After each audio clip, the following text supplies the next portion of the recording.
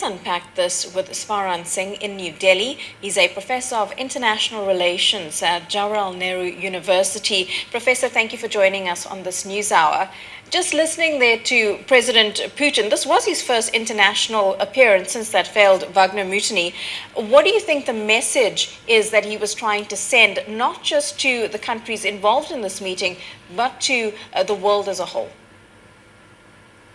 I think clearly this was an important occasion for President Vladimir Putin to showcase that he is still in command, that his government is solidly placed where it is, and there is no threat to stability inside Russia. And he took that occasion to reassure not just SCO countries, but to the rest of the world as well. But of course, he also then mentioned that SCO needs to stand together in sort of contesting the sanctions that are imposed on Russia. But that is already the truth that several of the SCO countries, including the new member Iran and Belarus potentially, are close to Moscow, and SCO has been an important support base for President Putin to withstand the pressures of Western nations, both the political campaign and the economic sanctions in that sense. So he made good use of it. And in terms of his positive suggestions, he emphasized on increasing the use of local currencies in the expanding intra-SCO trade.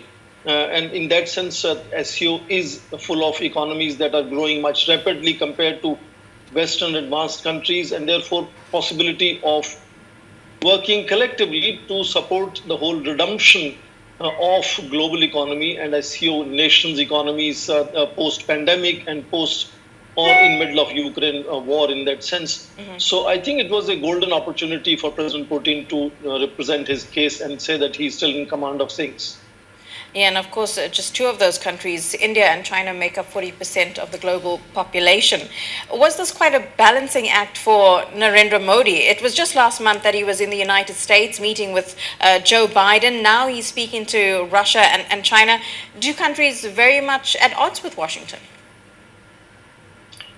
I think there is increasing acceptance of India standing on its own, pursuing its own national interest, using what we now call shift from non-alignment to multi-alignment, which means India is trying to build positive partnerships in as many sectors with as many countries as possible.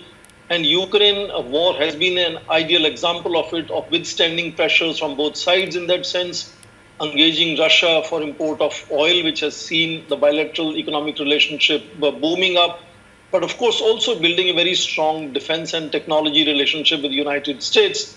And that is a difficult task to ensure that India is able to balance between multiple pulls and pressures from both sides, Russia and China on one side, and United States and European allies of the United States on the other.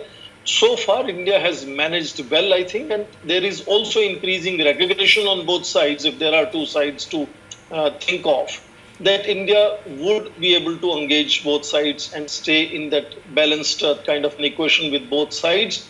I think the fundamental attraction for both sides today is this rapidly growing, in fact, the fastest growing economy of India among the top 20 economies. And India is already the fifth largest, projected to become the third largest economy within 5 to 7 years. So that attraction of huge market and infrastructure deficit and potential of investing and trading with India is something I think that works very well with both sides. But you're right, India has so far managed that balancing act very well, and it's a tough task. It's not an easy thing to do. Yeah, tough task indeed. Thank you so much for your analysis, Svaran Singh there in New Delhi.